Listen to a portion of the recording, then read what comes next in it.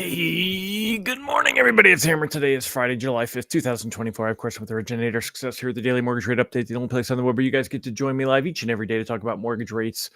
Remember, I am here 9:30 a.m. Eastern Time, broadcasting on Facebook and YouTube. If you're here live, say good morning. If you're watching on the replay, don't forget to give me a hashtag replay. Let me know that you were here.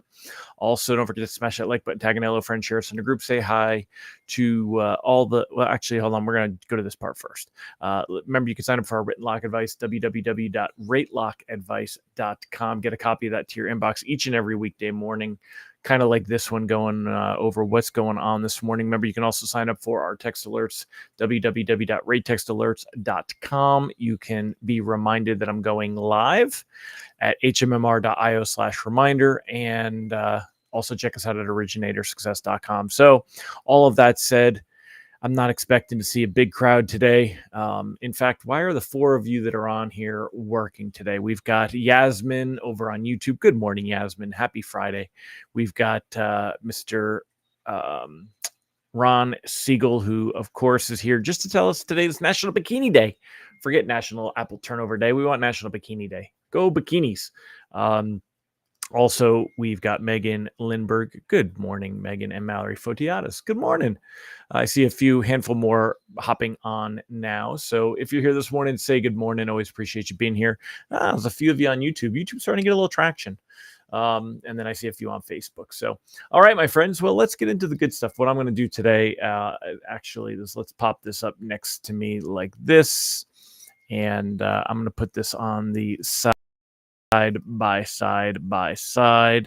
All right, there you go. So your show's a replay today. Good for you, Ron. Yeah, that's I give the staff has everyone else at Originator Success Hammer Solutions. They have the day off today.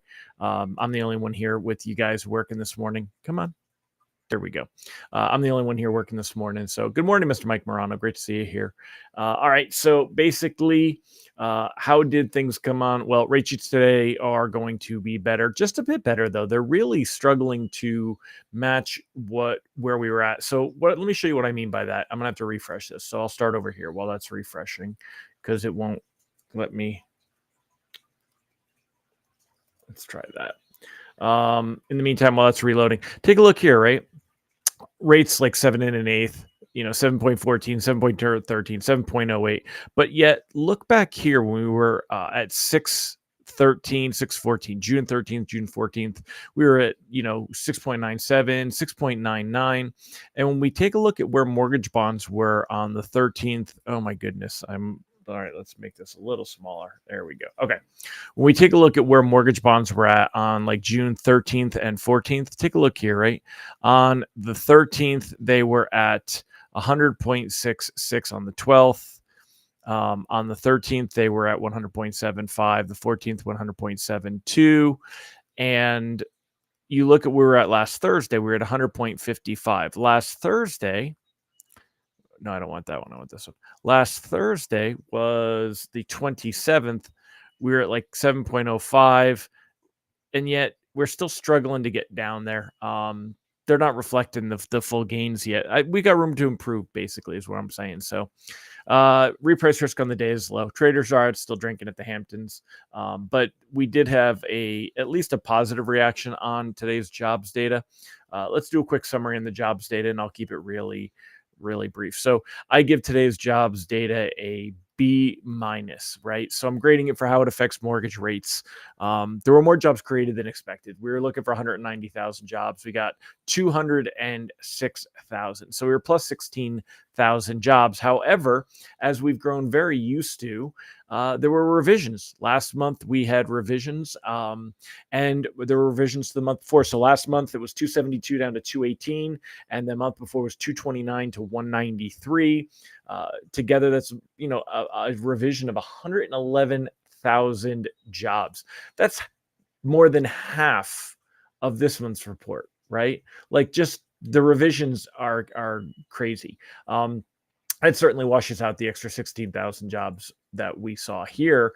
And we've seen this pattern over and over. We've talked about it many times here on the show, that we're seeing, big headline numbers, markets react to the headline numbers. Then we're seeing big revisions where those numbers come down. And it, basically the question is that is this the month that markets are catching on to this? Are traders finally going to realize what's going on this? Unemployment came in at 4.1%. Now, 4.1% is a big deal.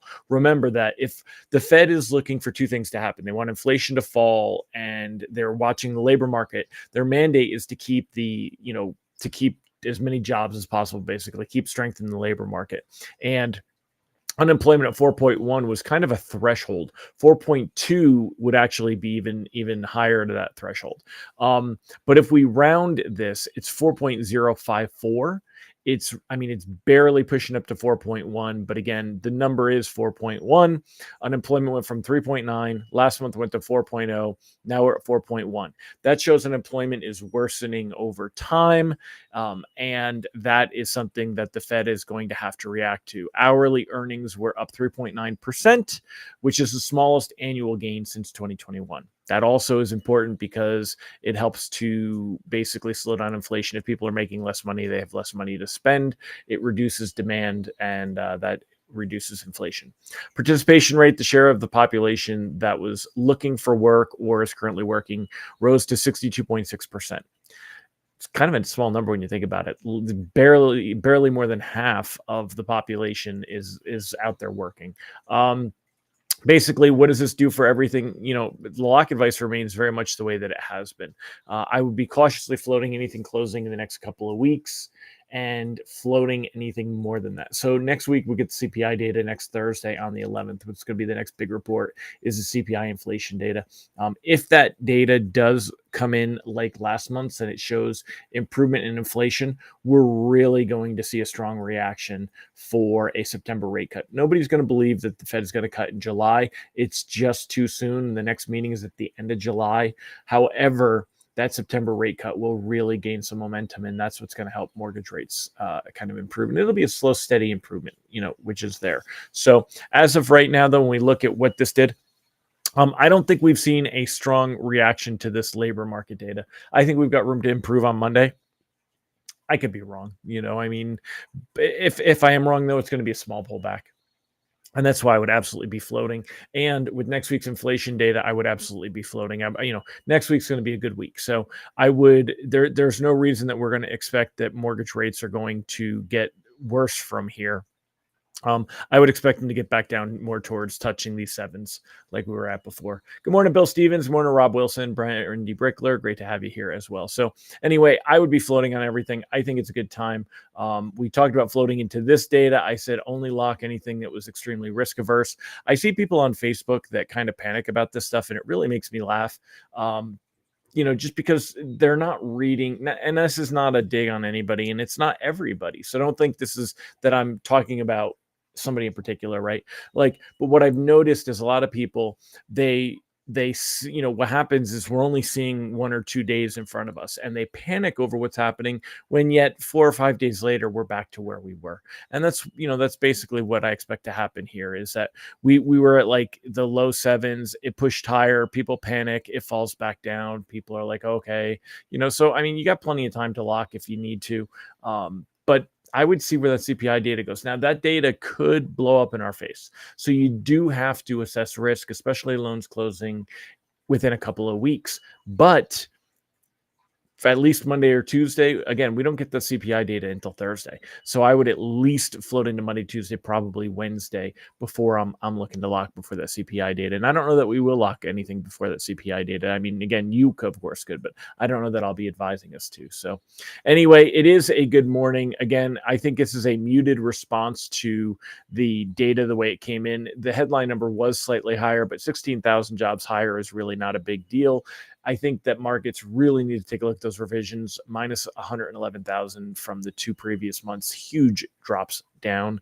Unemployment went up, wages, came down. All of these things are good for mortgage rates and pricing. Overall, this was a good labor market report. And if we didn't get those nonsense numbers about the headline and it came in at like 180, which is probably after we see revisions, it probably was 180, 170, then, we would have seen a much stronger reaction. I think we've got room to see improvement when traders get back to work on Monday. I think today is just kind of a minimal reaction based on the ghost town of Wall Street, most traders, everyone's taking off today. So you should be taking off today as well. Hi, Venkat. Hi, Carrie.